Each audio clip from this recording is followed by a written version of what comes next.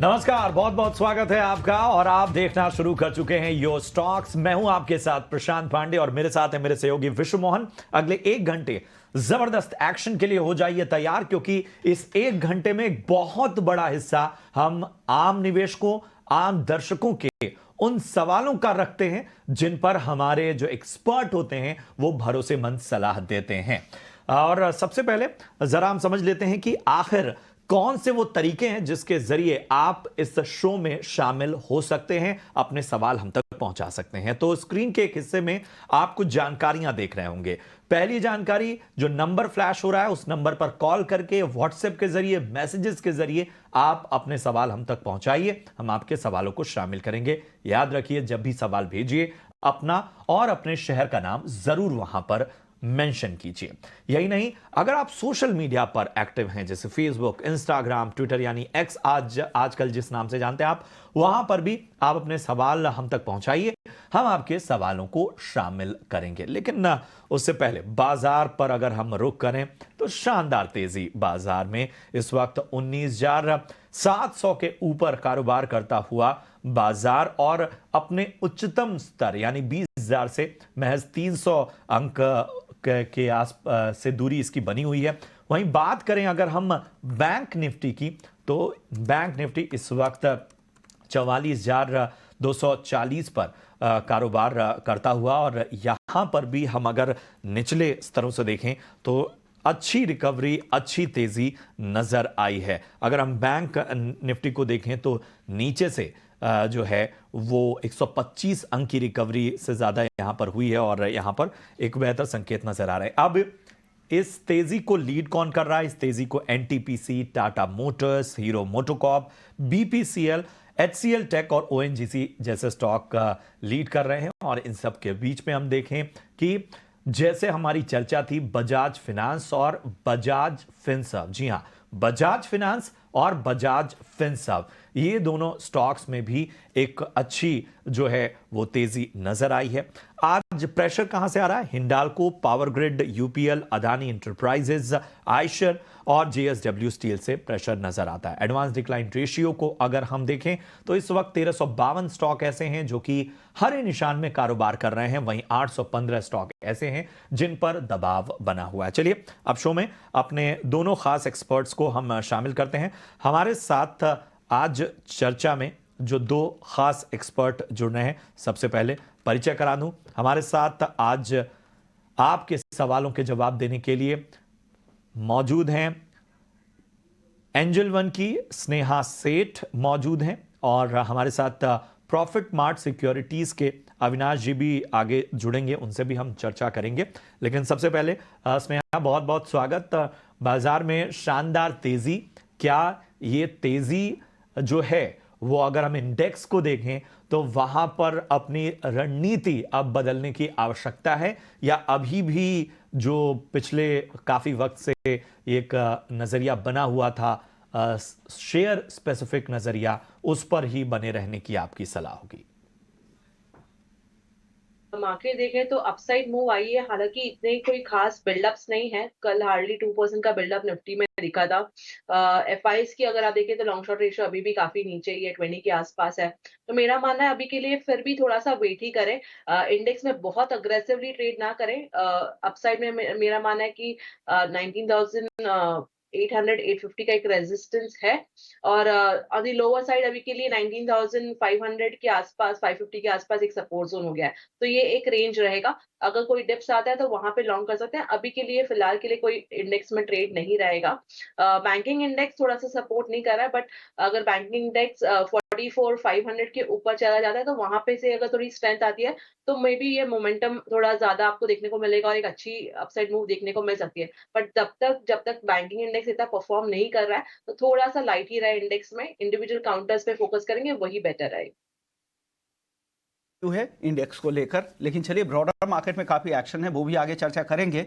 लेकिन अगले दर्शक का सवाल ले लेते हैं। दीपक है हमारे साथ। दीपक जी बताइए, क्या सवाल है आपका? सर मेरे पास कोटक बैंक के शेयर्स है, 200 क्वांटिटी। ओके, किस भाव पे लिया है और कब लिया था आपने? अगस्त महीने की बाएंगे सर, साल भर का नजरिया है वैसे। ओके, साल भर का नजरिया है। 1830। स्नेहा, आप बताइए क्या करना चाहिए कोटक बैंक में? पिछले अगर आप 3 सालों से देखें तो ये 200-250 के रेंज में ही कोटक बैंक घूम रहा है। ब्रॉडर आप देखें तो 1750 से 2050 के रेंज में, उसी रेंज में कोटक बैंक घूम रहा है। क्या लग रहा है आपको, 1 साल ये वक्त दे सकते हैं, रुकना चाहिए इनको, कितना फायदा हो सकता है? से अगर आप कोटक बैंक स्पेसिफिकली बात करें तो ओवरऑल काफी रेंज बाउंड है रिसेंटली, बट अगर आप इसका वीकली चार्ट देखेंगे तो 200 सिंपल मूविंग एवरेज के आसपास से ही ट्रेड कर रहा है, और काफी समय अगर आप देखें तो हिस्टोरिकली वही सपोर्ट जोन से रिकवर हुआ है। तो वो रीजन आई वुड से करके कि आप थोड़ा सा बने रहें। जब भी ये स्टॉक में थोड़ा सा मोमेंटम आता है और अपसाइड में मुझे लगता है कि जो अभी 89 ईएमए का एक रेजिस्टेंस है which is place around 1780 zone, तो एक वो लेवल्स 1800 ये क्रॉस कर देगा तब इसमें एक अच्छी स्ट्रेंथ आ जाएगी। बट अभी जब तक कि इस रेंज में ही रह रहा है तो थोड़ा सा कंसोलिडेशन हो सकता है। बट अगर जब भी आपको ये 1800 के ऊपर जाते हुए दिखता है, सस्टेनेबल मूव दिखती है उसके ऊपर, तब थोड़ी सी बाइंग इंटरेस्ट आ सकती है। हालांकि ये स्टॉक लेवल वाइज बुरा नहीं है, थोड़ा सा समय देना पड़ेगा, बट आप इसमें प्रॉफिट में निकल पाएंगे। ठीक है, तो ये है कोटक महिंद्रा बैंक पर आपको बेहतर राय स्नेहा जी की तरफ से आती हुई। बढ़ते हैं आगे। अनिल सेन है मध्य प्रदेश से। अनिल जी हमारे साथ इस वक्त फोन लाइन पर जुड़े हैं। अनिल, गुड मॉर्निंग, पूछें अपना सवाल, और मध्य प्रदेश में कहां से बात कर रहे हैं ये भी बताइए। मैं मध्य प्रदेश में एमपी से नरोजाबाद शहडोल से बात कर रहा हूँ। जी जी, बताएं, अपना सवाल पूछें। सर मेरे पास HDFC लाइफ का कहते हैं, HDFC लाइफ के 100 शेयर हैं 660 के भाव से। तो इसको मेरे को क्या करना चाहिए? ठीक है। और एक और शेयर है। कब आपने ये स्टॉक परचेज किया था, कब लिया था आपने? करीब 2 महीना पहले लिए थे। ठीक है, तो आप लंबी अवधि के लिए नजरिया चाहते हैं या छोटी अवधि के लिए? छोटी शेयर ट्रेडिंग के लिए लिया था। ठीक है, ठीक है, ठीक है, ट्रेडिंग के लिए इन्होंने लिया था। एक और मेरे पास सवाल है। जी जी, हम आपके पास दोबारा लौटेंगे। जरा HDFC लाइफ पे आपको एक बेहतर राय दिलवाते हैं। इस बीच हमारे साथ अविनाश गुरक्षकर साहब भी जुड़ गए हैं। अविनाश जी, गुड मॉर्निंग। HDFC लाइफ 660 की खरीदारी ट्रेडिंग के लिहाज से ये स्टॉक इन्होंने लिया था थोड़ा ऊपरी स्तर पे। फिलहाल हम देख रहे हैं कि 636 के आसपास ये स्टॉक का, क्या होगी आपकी राय? बस एक अच्छा तेजी का माहौल आ गया है, काफी अच्छी तरह से बिजनेस ग्रोथ आ गया है। मुझे लग रहा है कि इनका नजरिया अगर ट्रेडिंग का भी है तो कम से कम 3 से 6 महीने का व्यू रखिए और पोजीशन होल्ड करिए। मुझे लग रहा है कि अच्छी खासी कमाई इनको इस लेवल से भी मिल सकती है, प्रोवाइडेड ये थोड़ा सा टाइम इसमें स्पेंड करे। इनका शॉर्ट टर्म व्यू है तो मैं इनको एटलीस्ट 3 से 4 महीने का व्यू बताऊंगा कि होल्ड करें, क्योंकि जो थर्ड क्वार्टर के नंबर्स आएंगे मुझे लग रहा है काफी मजबूत और अच्छे नंबर्स आने की उम्मीद है, और उस कारण से थोड़ा सा एक अपटिक इनको स्टॉक में शॉर्ट टर्म में मिलेगा। अदरवाइज ऑल्सो लॉन्गर टर्म में प्रशांत ये बहुत ही अच्छा विकल्प है। In the insurance space market leader है, और मुझे लग रहा है कि आने वाला साल दैट इज FY24 और FY25 ये इनके लिए काफी अच्छा साबित होगा। तो नेट नेट मुझे लग रहा है कि इनको यहाँ पे पोजीशन होल्ड करनी चाहिए। मेरे ख्याल से थोड़ा सा टाइम ज्यादा अगर स्पेंड करते हैं तो रिस्क रिवॉर्ड अच्छा बैठ सकता है। तो यहाँ पर आपको ट्रेडिंग के लिहाज से भी थोड़ा समय देना होगा अनिल जी। 3 से 6 महीने का नजरिया रखिए। हालांकि बाकी जो भी संकेत हैं वो पॉजिटिव हैं। अनिल जी, आप हमारे साथ बने हुए हैं, अपना दूसरा सवाल भी पूछिए। जी सर, मेरे पास LTI में माइंट्री है सर। जी, कितने पे? 5600 के भाव पे लिया है मैंने, क्या कहते हैं, और 70 शेयर हैं उसके। ठीक है, 5600 के भाव पे आपने ये स्टॉक लिया हुआ है और इस वक्त नुकसान अच्छा खासा होता हुआ। स्नेहा जी, LTI माइंट्री, क्या नजरिया आपका होगा? 5600 के लेवल पे इन्होंने एंट्री लिया। तो थोड़ा सा ऐसे है करके कि थोड़ा रेंज बाउंड ही है। अपसाइड में जब भी काउंटर आपको 5550 ये क्रॉस करते हुए दिखता है तभी इसमें एक मोमेंटम आ जाएगा। तब तक उसके अलावा अगर आप देखें तो चार्ट वाइज लग रहा है कि थोड़ा कंसोलिडेशन ही रहेगा। जब तक मैंने आपको जो लेवल्स बताया उसको क्रॉस नहीं करता, स्पेसिफिकली 5600 लेवल अगर ये क्रॉस कर देता ऑन द क्लोजिंग बेसिस तभी ही इसमें एक अच्छी मूव आएगी। हालांकि अभी जो रिसेंटली अप मूव आया वो अच्छा ही था, बट ये देखना होगा कि आगे चल के इस लेवल्स को क्रॉस करता है कि नहीं।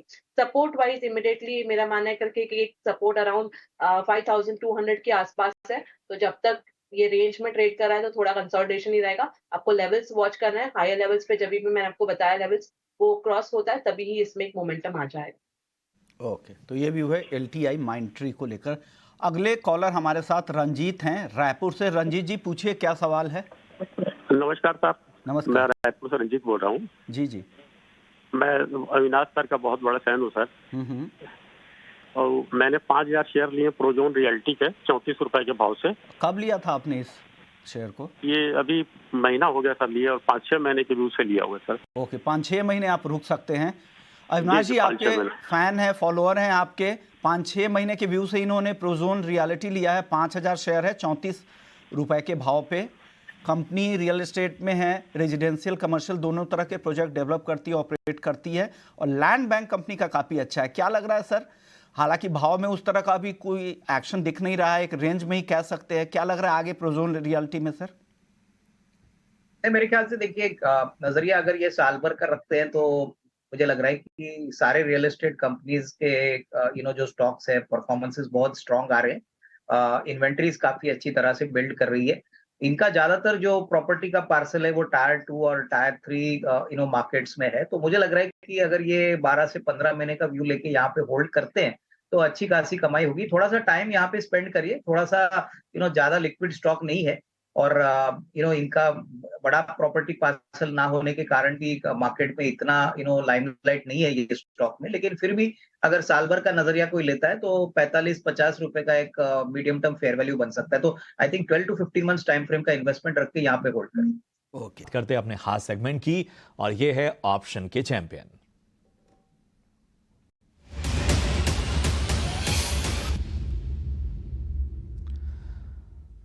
और आज ऑप्शन की रणनीति बताने के लिए फिनवर्सिफाई की ध्वनि पटेल हमारे साथ जुड़ चुकी हैं। ध्वनि जी, गुड मॉर्निंग, बताइए आज आपकी स्ट्रेटजी क्या होगी?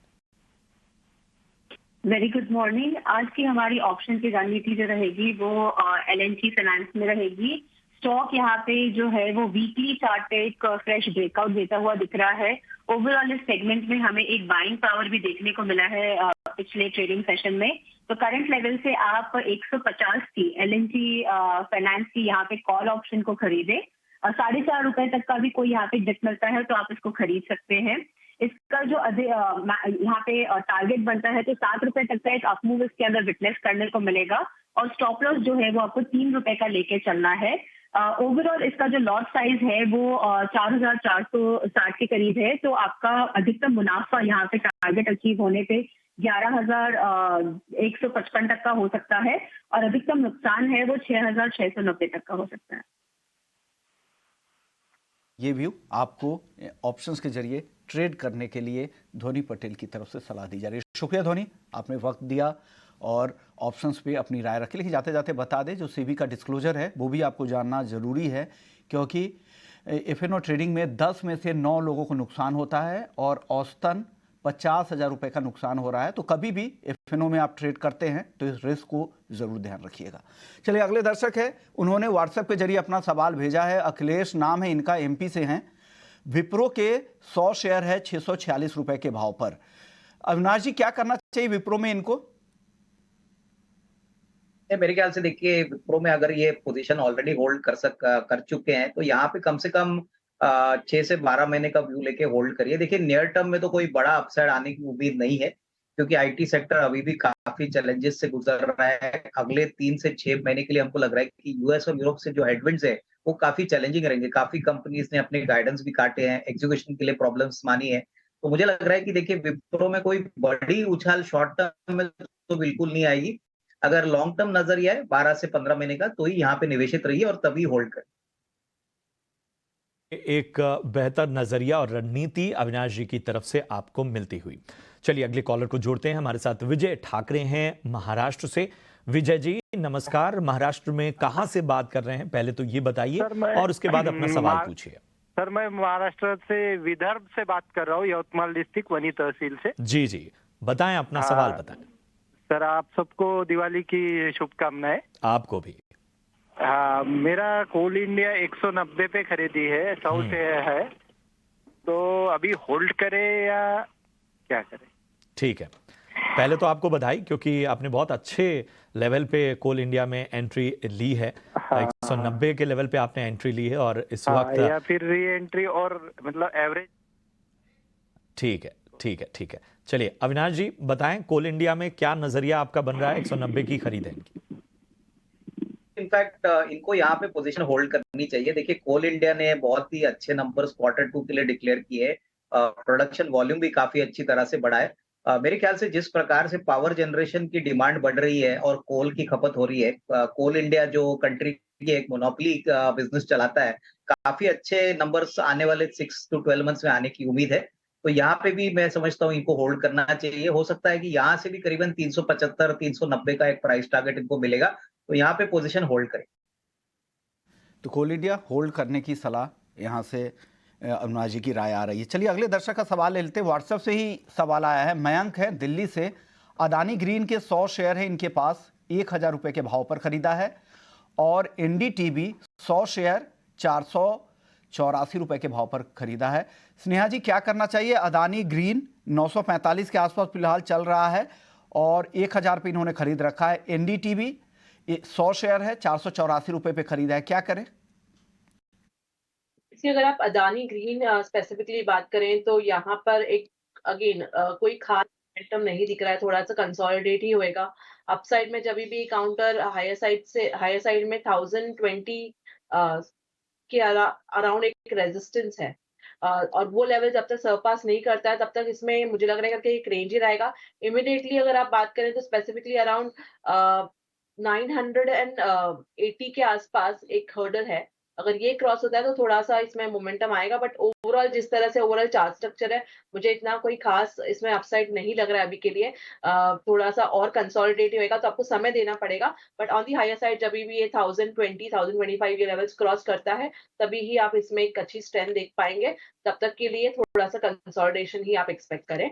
और दूसरा जो आपने काउंटर बताया एनडीटीवी, उसमें अगर आप देखें तो काउंटर थोड़ा सा यहाँ पे भी अगर आप देखें तो थोड़ा सेलिंग प्रेशर है, हाई लेवल से कंटिन्यूअसली सेलिंग प्रेशर आ रहा है और कंसोलिडेशन के फेज में ही है। 20 डेमा के नीचे चल रहा है, which is not set to be very good, क्योंकि नॉर्मली 20 डेमा के ऊपर ट्रेड करता है स्टॉक, काफी स्ट्रेंथ है उसमें ये दिखाता है। बट यही काउंटर अगर आप देखें तो ये 20 डेमा के नीचे ही कंटिन्यूअसली ट्रेड कर रहा है, which is not a very good indication. On the higher side जब भी ये 204 205 लेवल क्रॉस करता है तभी जाके इसमें एक मोमेंटम आ जाएगा। ऑन दी डाउन साइड अगर आप सपोर्ट की बात करें तो दैट इज अराउंड 186। तो 186 का किसी के पास लॉन्ग है तो 186 का एक स्टिक स्टॉप लॉस लगा के होल्ड करें। अपसाइड में जब भी ये 204 205 क्रॉस करता है तो पॉसिबिलिटी करके कि तेजी आके ये आप एटलीस्ट इसमें 230 234 ये लेवल्स देख पाएंगे। तो ये भी है एनडीटीवी और अदानी ग्रीन को लेकर स्नेहा जी का। वक्त है जो रणवीर हैं रायपुर छत्तीसगढ़ से, जिन्होंने ट्विटर के जरिए अपना सवाल हम तक पहुंचाया है और इनका सवाल प्रोजोन पर है। प्रोजोन के इनके पास 5000 शेयर हैं और इन्होंने 34 रुपए के भाव पे यहां पर एंट्री की हुई है। फिलहाल थोड़ा मुनाफा इनको होता हो क्योंकि इनके स्टॉक के आसपास ही है। आज हम देख रहे हैं कि 4.25% की तेजी प्रोजोन में नजर आ रही है। चलिए इस पर एक राय लेते हैं। स्नेहा जी बताइए, प्रोजोन क्या नजरिया बन रहा है आपका? अगर आप काउंटर देखें तो रिसेंटली जो अपमूव आई है उसमें वॉल्यूम्स थे, तो which is good thing. Upside में मेरा मानना है कि 36 के आसपास एक हर्डल है, तो जब भी ये 36 क्रॉस करता है तो पॉसिबिलिटी की तेजी आके आप 38 से लेके 41 तक के भी लेवल्स देख सकते हैं। तो किसी के अगर लॉन्ग्स है तो रिसेंटली वॉल्यूम्स देख के आई वुड सजेस्ट कि इसे होल्ड करें। एक स्टिक स्टॉप लॉस आपको 32 के आसपास है। ठीक है, तो ये नजरिया आपके स्टॉक पर आता हुआ स्नेहा जी की तरफ से। चलिए बढ़ते हैं आगे। मोहन कुमार हमारे साथ बिहार से इस वक्त फोन लाइन पर जुड़े हुए हैं। मोहन जी नमस्कार, बिहार में कहां से बात कर रहे हैं आप? पहले तो ये बताइए और उसके बाद अपना सवाल पूछिए। हेलो सर, नमस्कार। मैं छपरा डिस्ट्रिक्ट से बोल रहा हूँ। जी जी नमस्कार, पूछें अपना सवाल। सर मेरा वेदांता के 153 शेयर है। कितना शेयर? 153। ठीक है, ठीक है। 268 प्राइस पे है। ठीक है, ठीक है। और सर एक अंबुजा का है 79 शेयर है, 332 रेट पे। कितना शेयर अंबुजा सीमेंट का?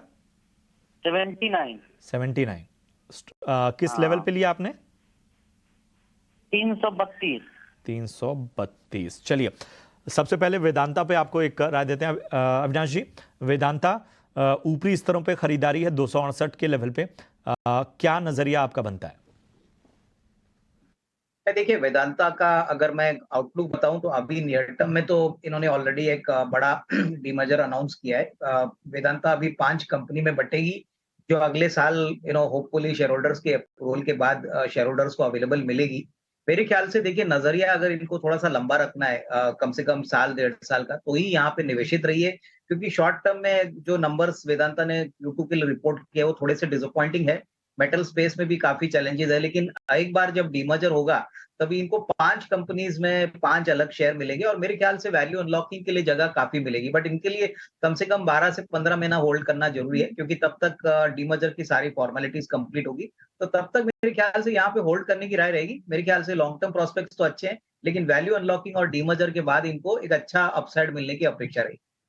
ठीक है, एक और सवाल है इनका, वो है अंबुजा पे, और यहाँ पर उन्होंने 332 के स्तर पे खरीदारी की है, तो जाहिर मुनाफे में है। अंबुजा सीमेंट क्या नजरिया बन रहा है सर? देखिए, अंबुजा सीमेंट्स में भी मुझे लग रहा है कि इनको होल्ड करना चाहिए। सीमेंट एक ऐसा सेक्टर है जो बहुत समय के बाद चला है, प्राइसिंग पावर वापस आ चुकी है और अंबुजा सीमेंट्स में ज्योग्राफिकल रीच काफी अच्छी है। इनके प्रोडक्ट्स प्रीमियम पे मार्केट में बिकते हैं। मुझे लग रहा है कि यहाँ से भी अच्छी खासी कमाई अगले साल 1.5 साल में हो सकती है, क्योंकि इलेक्शन ईयर है, काफी प्रोजेक्ट्स गवर्नमेंट अनाउंस कर रहा है और इसका फायदा ऑब्वियसली सीमेंट कंपनीज को मिलेगा और अंबुजा सीमेंट्स को भी मिलना चाहिए। तो यहाँ पे मेरे ख्याल से पहला टारगेट 450 रुपए का होगा, तब तक मेरे ख्याल से यहाँ पे होल्ड करें। तो यहाँ पर और इसके साथ ही आपका जो दूसरा स्टॉक है उस पर भी आपको बने रहने की सलाह, वेदांता अंबुजा सीमेंट दोनों में बने रहने की सलाह। वेदांता में थोड़ा 1 से 1.5 साल का नजरिया रखिए और अंबुजा सीमेंट में चूंकि आपने निचले स्तर पे खरीदारी की है तो यहाँ पर भी बने रहने की आपको सलाह। सीमेंट सेक्टर इस वक्त शाइन करता हुआ। चलिए बढ़ते हैं आगे, अगले कॉलर को जोड़ें उससे पहले जरा स्नेहा जी, हम आज बाजार में देख रहे हैं एनटीपीसी में जो स्तर थे, जो लेवल्स थे 250 के, वो भी क्रॉस होते नजर आ रहे हैं। यहाँ से कोई अहम लेवल्स आपको दिख रहे हैं, आगे के बड़े टारगेट्स दिख रहे हैं आपको? काउंटर ने काफी अच्छी स्ट्रेंथ दिखाई है। अगर आप ओवरऑल सारे ही काउंटर्स देखें जो पीएसयू सेक्टर से है, तो उसमें काफी अच्छा मोमेंटम है। तो मेरा मानने का कि ये काउंटर में भी इसमें और तेजी आ सकती है, पॉसिबिलिटी है करके कि 264 से लेके 262 तक के लेवल्स आने वाले समय में देखने को मिलेंगे। तो आई वुड रिकमेंड करके किसी के भी अगर लॉन्ग्स है तो होल्ड करें। अगर किसी ने आज के लिए ही फ्रेश लॉन्ग किया है तो आई वुड से करके एक स्टिक स्टॉप लॉस आप 243 का एक मेंटेन करके इसे होल्ड करें। अपसाइड में पॉसिबिलिटी के यहाँ से 10 से 15 रुपए के मूव आपको मिल जाए। पर अगर जिसके पास पहले से मौजूद हैं तो उन्हें बने रहने की सलाह, और जिन्होंने आज या कल में खरीदारी की है उनको भी 265-270 के स्तर तक इंतजार करना चाहिए। चलिए अगले कॉलर को जोड़ते हैं। प्रदीप कुमार हैं उड़ीसा से, और प्रदीप जी नमस्कार। उड़ीसा में कहाँ से बात कर रहे हैं आप, पहले ये बताइए और उसके बाद अपना सवाल पूछिए। उड़ीसा सुंदरगढ़ से बोल रहा हूँ जी, पूछिए अपना सवाल। मेरा बंधन बैंक 2000 शेयर खरीदा हूँ 185 पे, तो उसको कितना बेच सकता हूँ कि होल्ड करके रखूँ? चलिए 250 का टारगेट रखा हूँ। पहले तो आपको बधाई हो, क्योंकि आपने बहुत अच्छे स्तर पे इस स्टॉक में एंट्री ली और अच्छा खासा मुनाफा यहाँ पर आपको यहाँ पर मिल रहा है। आपने पेशेंस रखा, धैर्य रखा। बंधन बैंक पे हम एक नज़रिया अविनाश जी से ही लेते हैं। अविनाश जी, बंधन बैंक 185 के स्तर पे इन्होंने खरीदारी की है और इस वक्त 225 के करीब ये स्टॉक, क्या आपकी राय होगी? मेरे ख्याल से यहाँ पे इनको होल्ड करना चाहिए, क्योंकि देखिए बंधन बैंक बहुत समय के बाद अभी वापस सब ट्रेंड में चल रहा है। माइक्रो फाइनेंस बिजनेस भी बहुत अच्छी तरह से स्केल अप हो चुका है और बहुत दिक्कतें के बाद बैंक ने अभी क्लियरली अच्छे परफॉर्मेंस के लिए आगे भी गाइड किया है। तो अगले 6-8 महीने भी बैंक के लिए काफी अच्छे रहेंगे। एसेट क्वालिटी का इशू भी रिजॉल्व हो चुका है, डिसबर्समेंट भी काफी स्ट्रांग है और माइक्रो फाइनेंस सेक्टर में तो ये काफी बड़े प्लेयर है। तो मैं समझता हूँ ईस्ट इंडिया में इनका काफी बड़ा मार्केट शेयर है। तो यहाँ से मुझे लग रहा है कि 250-260 एक नियर टर्म का टारगेट बन सकता है। तो अगले 6 से 12 महीने के लिए यहाँ पे होल्ड करने। तो 6 से 12 महीने के लिए आगे भी आपको होल्ड करने की सलाह। और बधाई आपको, क्योंकि बहुत ही अच्छे स्तरों पे आपने इसे परचेज किया, इसलिए अच्छा खासा मुनाफा होता हुआ। रौनक हैं कोलकाता से हमारे साथ इस वक्त जुड़े हुए। रौनक, गुड मॉर्निंग, पूछें अपना सवाल। मेरा नाम प्रणव है। अच्छा, प्रणव है, माफी प्रणव है, प्रणव नाम है जी, पूछें अपना सवाल। प्रणव दा है सर, मैं कलकत्ता गौड़ीबाड़ी से बोल रहा हूँ जी। मेरा पास ITI का 1000 पीस का शेयर था, 294 में हम खरीदे थे 1 महीना पहले। ठीक है, ट्रेडिंग से नजरिया से लिए थे सर। हम 3 मंथ तक इसको वेट कर सकते हैं, तो इसका आगे का कैसे क्या होगा सर पोजीशन? ठीक है। इसको तो ट्रेडिंग के नज़रिए से आपने लिया, लेकिन चूंकि इस वक्त ये स्टॉक आपके स्तर से नीचे आ चुका है, तो ज़रा इस पर एक राय लेते हैं। स्नेहा जी, 3 महीने का नज़रिया है, 294 रुपए की खरीद है, 294 ITI, क्या करना चाहिए? से अगर आप स्पेसिफिकली 3 मंथ्स की टाइम फ्रेम की बात करें, तो रिसेंटली जब भी ये काउंटर में एक तेजी आई है, तो जब भी एक अच्छा मूव आया, that is supported with decent volumes, तो which is a positive thing. Continuously 20 DEMA के ऊपर चल रहा है स्टॉक, तो that is again a second positive thing. Upside में मेरा मानना है करके कि यहाँ से एक पॉसिबिलिटी है कि 285 287 तक के लेवल्स देखने को मिल सकते हैं। जब भी ये लेवल्स 287 298 क्रॉस होता है, तभी इसमें एक मोमेंटम आएगा। तो आई वुड से करके कि आप थोड़ा सा वेट करें। एक स्ट्रिक्ट स्टॉप लॉस आपको लगाना है, दैट वुड बी अराउंड आप 257 का एक स्टिक स्टॉप लॉस लगा के होल्ड करें। मेरा मानना है कि थोड़ा समय देना पड़ेगा, बट यहाँ पे मार्केट में थोड़ी सी एक मोमेंटम आएगी, तब ये काउंटर में भी एक अच्छा तेजी देखने को मिलेगा। अपसाइड में इमीडिएटली जब भी ये 2670 273 ये लेवल्स क्रॉस करता है, तो थोड़ा आपको दिखेगा करके कि एक अच्छी मूव आएगी, और जो आपको 290 ये लेवल्स भी देखने को मिल जाएंगे। बट आई वुड से करके कि उसके बाद आप थोड़ा सा वेट करेगा, एक फ्रेश मोमेंटम आ सकती है वो लेवल्स क्रॉस होने के बाद ही। ठीक है, तो एक बेहतर रणनीति आपको मिलती हुई। बढ़ते हैं आगे। व्हाट्सएप के जरिए अनुज गुप्ता ने हम तक अपना सवाल पहुंचाया है जयपुर राजस्थान से। इनका सवाल इमेजिका पे है। 5000 शेयर इन्होंने लिए हैं 47.5 रुपए के भाव पे। इनके और भी सवाल है, बारी बारी से उन्हें हम जानेंगे। लेकिन अविनाश जी, इमेजिका में क्या करना चाहिए? 47 रुपए की खरीद है। मेरे ख्याल से देखिए, अगर नजरिया 12 से 15 महीने का है, तो इमेजिका में पोजीशन होल्ड करिए। हमारा मानना है कि कम से कम 75 रुपए का टारगेट प्राइस इमेजिका में काफी अच्छी तरह से पॉसिबल लग रहा है। पहली बात तो कंपनी बिल्कुल कर्जा मुक्त हो चुकी है, और उसका जो बिजनेस है वो काफी यूनिक है। मुंबई में और पुणे के जो भी कैचमेंट एरियाज है, वहां से इनकी बेसिकली टारगेट सेगमेंट लोग आते हैं, और काफी बड़ा इनका वाटर पार्क है। मालपानी ग्रुप ने अभी इस कंपनी को टेक ओवर किया है, और इसके बाद काफी अच्छा इंप्रूवमेंट इनके प्रॉफिटेबिलिटी में हमको देखने को मिला है। नॉर्मली इनका पहला क्वार्टर और तीसरा क्वार्टर होता है दिसंबर का, वो बहुत तगड़े क्वार्टर आते हैं। तो मुझे लग रहा है कि दिसंबर क्वार्टर बहुत अच्छा आएगा, तो उस हिसाब से भी मुझे लग रहा है कि इसमें निवेशित रहना चाहिए। कम से कम 12 से 15 महीने का व्यू लेके यहाँ पे होल्ड करने के लिए। ठीक है, तो 12 से 15 महीने का नजरिया रख के यहाँ होल्ड कीजिए, अच्छे संकेत हैं। इनका एक और सवाल है अविनाश जी, और ये सवाल HBL पावर पे है। 290 के करीब इन्होंने ये स्टॉक खरीदा है, और 500 जो है वो शेयर की संख्या यहाँ भी मुनाफे में है। इनका स्टॉक इनके भाव से ऊपर ये स्टॉक का, यहाँ पर आपकी राय क्या होगी? मेरे ख्याल से देखिए, HBL पावर स्पेशलाइज्ड बैटरीज बनाता है डिफेंस के लिए, एविएशन सेक्टर के लिए, टेलीकॉम सेक्टर के लिए, और कंपनी ने नंबर बहुत तगड़े Q2 के लिए डिक्लेयर किए। मेरे ख्याल से सेकंड हाफ भी काफी अच्छा होगा, क्योंकि कंपनी की ऑर्डर बुक भी काफी अच्छी है, प्लस काफी अच्छे इंक्वायरीज डिफेंस से और रेलवे से इनको मिली है। तो मेरे ख्याल से 340 350 का एक नियर टर्म का टारगेट बन सकता है। अगर इनका नजरिया साल 1.5 साल का है, तो मेरे ख्याल से और भी अच्छी कमाई होगी।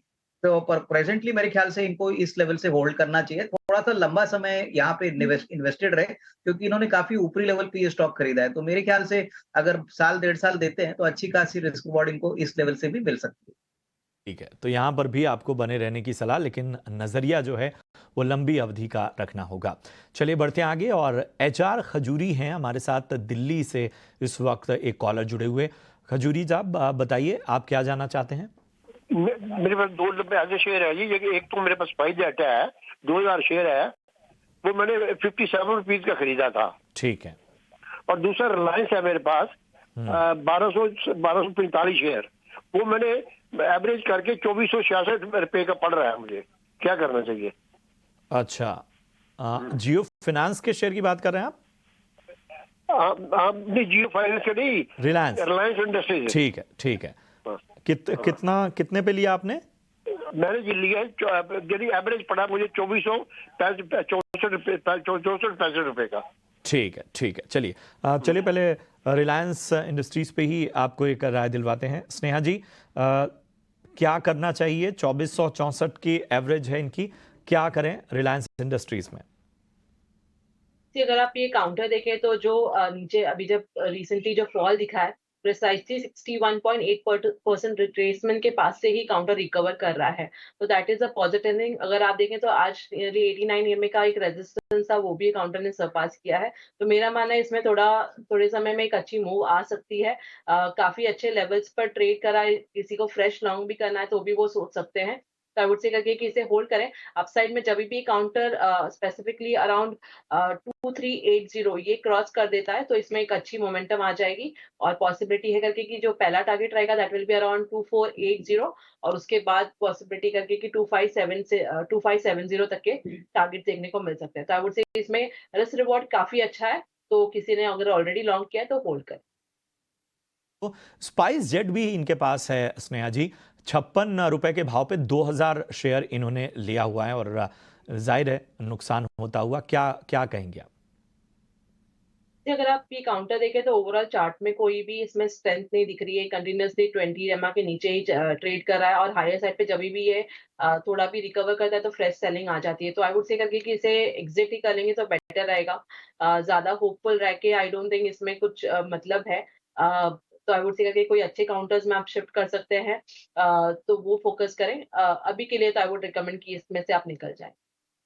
तो फिलहाल स्पाइस जेट से निकलने की आपको सलाह मिलती हुई, लेकिन इस वक्त अगर हम बाजार को देखें तो बाजार अपने उच्चतम स्तर पे आप देख सकते हैं कि जिस तरह का मोमेंटम बाजार में नजर आया, जिस तरह की तेजी नजर आई, उसको कैरी करता हुआ बाजार आगे, और निफ्टी में 100 अंकों से ज्यादा की तेजी इस वक्त नजर आ रही है। 50 में से 42 स्टॉक ऐसे हैं जो इस वक्त हरे निशान में कारोबार कर रहे हैं। वहीं निफ्टी बैंक में देखें तो 12 में से 10 शेयर जो हैं वो इस वक्त हरे निशान में कारोबार करते हुए निफ्टी IT एनर्जी शेयरों में खरीदारी नजर आ रही है। बहुत सारे और स्टॉक जो हमने डिस्कस किए उन सभी में हरियाली इस वक्त नजर आ रही है। तो बाजार का ये मोमेंटम क्या कहता है? स्नेहा जी बताइए, बाजार की ये जो अब मोमेंटम है, अब इस पे आपका आकलन क्या होगा? अगर आप अगर आप मार्केट देखें तो मैंने आपको पहले ही बताया करके कि 19,800-850 के आसपास एक हर्डल है। जब तक इसको सरपास नहीं करता है तब तक हम एकदम अग्रेसिवली ट्रेड नहीं कर सकते हैं, क्योंकि यहाँ पे जो अपमूव आई है it is not supported with long positions. तो मेरा मानना है करके यहाँ पे अगर FIs की थोड़ी बाइंग आती है, जबकि कल के दिन हमने कैश में बाइंग देखी जरूर है, इंडेक्स फ्यूचर्स में भी थोड़ा सा उनकी लॉन्ग साइड पे हमने पोजीशंस देखी है, बट यहाँ से मोमेंटम आगे बढ़े उसके लिए 19,800-850 ये लेवल सरपास होना बहुत जरूरी है। तो अगर वो लेवल सरपास होते हैं, बैंकिंग इंडेक्स भी पार्टिसिपेट करता है, 44,500 के ऊपर चला जाता है, तभी जाके इसमें एक स्ट्रेंथ रहेगा। किसी के अगर लॉन्ग है तो आई वुड से करके कि होल्ड कर सकते हैं, बट किसी को अगर आज के दिन फ्रेश ट्रेड करना है तो उसके लिए लेवल्स ठीक नहीं थे। तो आई वुड से करके कि किसी के लॉन्ग है तो थोड़ा सा वॉचफुल रहे। 19,800-850 जोन आता है तो वहां पे थोड़ी सी प्रॉफिट बुकिंग करने की सलाह होगी। बिल्कुल, तो ये नजरिया बन रहा है। और इस बाजार में आखिर सेक्टर स्पेसिफिक अप्रोच या स्टॉक स्पेसिफिक अप्रोच क्या होनी चाहिए? अविनाश सर जरा बताएं, कहाँ नजर रखनी चाहिए? थोड़ी देर पहले आप पावर और रियल्टी की बात कर रहे थे, पावर सेक्टर की बात करें या कोई और सेक्टर आपको पसंद आ रहा हो, और यहाँ से कौन से ऐसे स्टॉक्स आपको लगता है जो लंबे समय से एक तरह से कंसोलिडेशन में थे या रेंज में थे, वो अब इस तेजी का बेहतर सहारा लेते हुए? नहीं, मुझे लग रहा है कि जो डोमेस्टिक फेसिंग सेक्टर्स है प्रशांत, वहां पे फोकस करना चाहिए। एक तो सीमेंट है, उसके बाद कैपिटल गुड्स है, उसके बाद ऑटोमोटिव है, ऑटो कंपोनेंट्स है। ये सारे 3-4 सेक्टर्स ऐसे हैं जहां पे मुझे लग रहा है कि आगे 6 मंथ्स, आने वाले 6 महीने में अच्छा ग्रोथ आपको देख। In 1 month, so I presume that they are not complaining. So what it really means is that you basically put in an application and before you know it, SEBI has approved it because it's not even there as a pendency. So the important thing is every part of the ecosystem needs to have the ability to respond instantly to the market and to the investor needs without the regulator coming in the way. So this is our commitment that we wouldn't come in the way, and this is our progress report. Similarly, on AIF schemes, you can see everything is in the green and yellow, and compare that with March of last year, where we had almost 71 items in the blue and grey, and today there is 0. In the case of REITs and InvITs, of course, these are few and far between, but again, you can see that there is very low pendency. Also in terms of pendency of registrations, because it's not just about fundraising, it is about new participants coming into the market. And, you know, in the roundtable that we had earlier this morning, there was a discussion about, is it very onerous to really get things done in SEBI? So this is, again, this was our commitment, and here are the numbers. If you look at AIFs again, you know, registration. This is registration of somebody wanting to carry out this activity. Earlier, there were lots and lots of cases, over 24 cases in the blue and grey. Today, it's down to 0. Mutual funds, down to 0. Portfolio managers, there's one person sitting in 3 to 6 months. Otherwise, all in green and yellows, and so on. So this was our commitment that we made to you, that the regulator will not come in the way of your doing what you need to do in the market. And this was our sort of status report on that. The second thing that we had discussed last time, and it's been mentioned, on numerous occasions today, that SEBI's whole objective and what we bring to the table is to ensure that there is trust in the system. So while we are very, very conscious of the need for having ease of doing business, if there is no trust in the system, there will be no business. If there is no business, there'll be no question of ease of doing business. To have the business, you must first have trust in the system. And this was the second commitment that we made. And of course, we had highlighted that the single most important tool that the regulator has for building trust is transparency. And in continuation of that, some of our regulations that had been brought about indeed created a requirement on further transparency in the entire ecosystem. But one thing that we were very conscious of, that because of this balance, and this is the theme of this session today, the balance between ease of doing business and trust and stakeholder protection. What we realized along the way was that nobody has a dispute with the regulator on the need for trust or the need for transparency. Nobody has a dispute with that. The dispute is over how it is to be implemented. In other words, the devil is in the detail. And I can only say that for somebody who implemented SOX compliance, the US requirement, the SOX compliance in a bank, I think at that time we were over $100 billion balance sheet. And I've implemented SOX compliance with my own 2 hands. Nobody is more conscious of this than I am. And I think it was the consciousness of this that nobody disputes the need for trust and transparency, but what is required is to address the detail so that there is ease of compliance. And that is really what, you know, many of the people here have talked about, which led to the creation of the pilot, the first pilot of the Industry Standards Forum. And I must say that at SEBI we are delighted. We are delighted that all 3 logos came together on one letterhead. All 3 associations came together and nominated one chairperson, Mr. Kamath, and they have been working relentlessly on really looking at how to facilitate ease of compliance and how to set up industry standards for implementation of the SEBI regulations, which are easy to comply with and where everybody, it brings clarity and complete transparency. So it's transparency on the other side of the regulation to say that if you follow step A, B, C, D, you are deemed to be in compliance with the regulation and you don't need to keep angsting about interpretation and other things because the industry has set the standard. And in this entire process, I would like to say that FICCI took a very strong leadership role in the entire process of setting up the forum and its operations. So I would really like to appreciate that. Thank you very much. It's absolutely critical.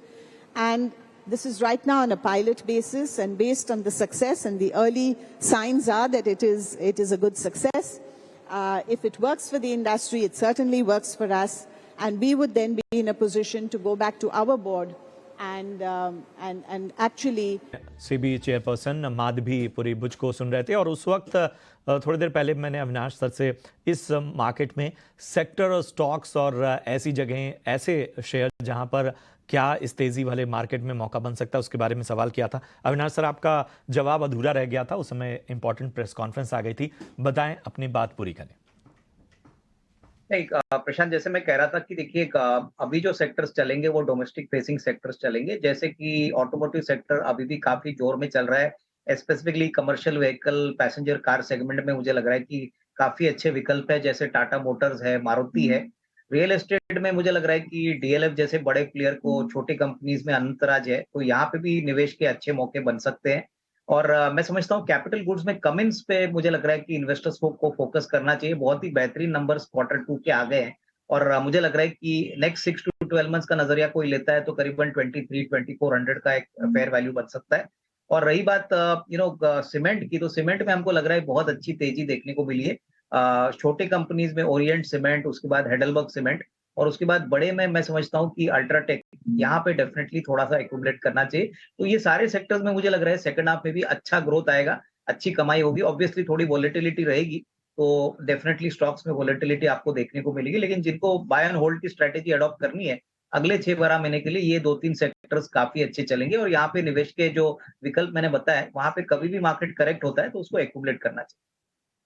बिल्कुल, बहुत बहुत शुक्रिया करेंगे अविनाश जी इस अहम राय के लिए। इसके साथ ही स्नेहा जी, आपका भी बहुत बहुत धन्यवाद शो में जुड़ने के लिए और हमारे दर्शकों के सवालों के जवाब देने के लिए, और उसके साथ ही खास विश्लेषण के लिए। तो फिलहाल मेरे साथ इस शो में इतना ही, लेकिन अगले शो के लिए हो जाइए तैयार।